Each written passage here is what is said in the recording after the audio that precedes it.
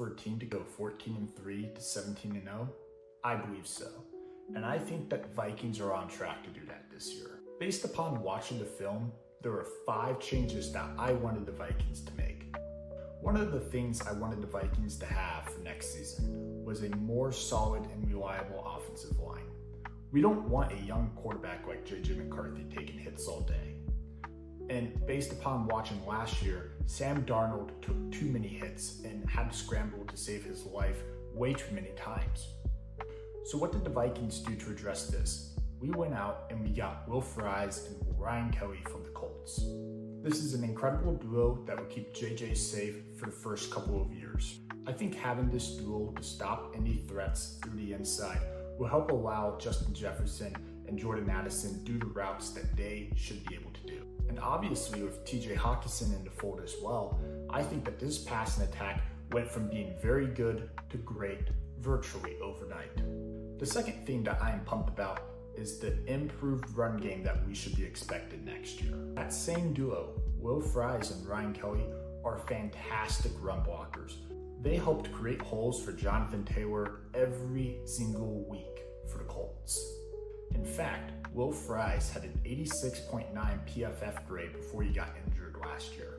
Kelly also has veteran leadership at center and it has an excellent feel for the game. And with these instincts, he points out the middle linebacker and the point men at the point of attack every single time. I think with CJ Ham also in the fold, I think that we can run power runs and gap schemes all day to make defenses commit more to the run. That way we can throw over top to Jay Jettis and J.A. The third thing that I think the Vikings need to address was a better interior defensive line. And we went out and we got 3 players that I think will help bolster that pretty much immediately. Our defensive line really struggled last year, but we were able to mask it because of the scheme that Brian Flores has in place. I think Jonathan Allen immediately brings that group up to being above average. He provides an excellent ability of strength and also is a superb leader. That is exactly what this line needed. Javon Hargrave is also an excellent addition. He has a very quick first step that can penetrate the run and also get to the quarterback very quickly. Tyrion Ingram Dawkins is also an excellent addition. He played at Georgia, and although he didn't start a whole lot, I think he offers unparalleled athleticism. He had some of the best marks out there at the combine, and I think his athleticism is going to help elevate this group from being, pretty good to being excellent. The fourth thing that I think we should change is really the scheme on defense a little bit. Because of the additions and talent that we made to the defensive line and the secondary, I think we should start trying a little bit more on defense. We got burnt in the playoffs by Matthew Stafford because he was able to take apart our defense easily. Against veteran quarterbacks, that's going to be a problem. Because of that, I want us to play maybe a little bit more passive on defense.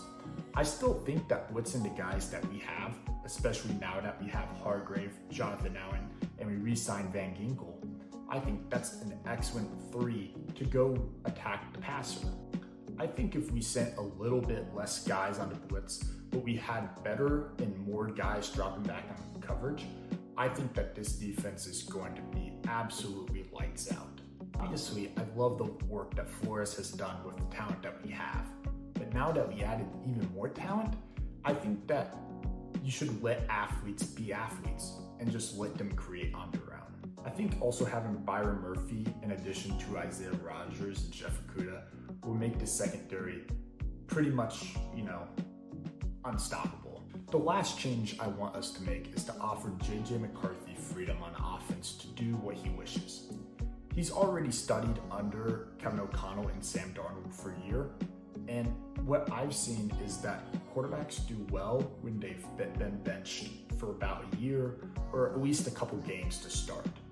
Adjusting to the pace of the game is hard, and obviously JJ has a full season of learning under his belt. Being overwhelmed by an offensive playbook in the NFL is pretty easy, but I think that the status that JJ has, being hurt and all, actually ends up being a net positive for us, especially with the season that we had last year.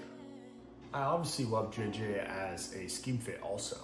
He excels in the play action pass and drop back game, which we do a lot of, and with a lot of support in the run game and an excellent offensive line, which again, we just changed.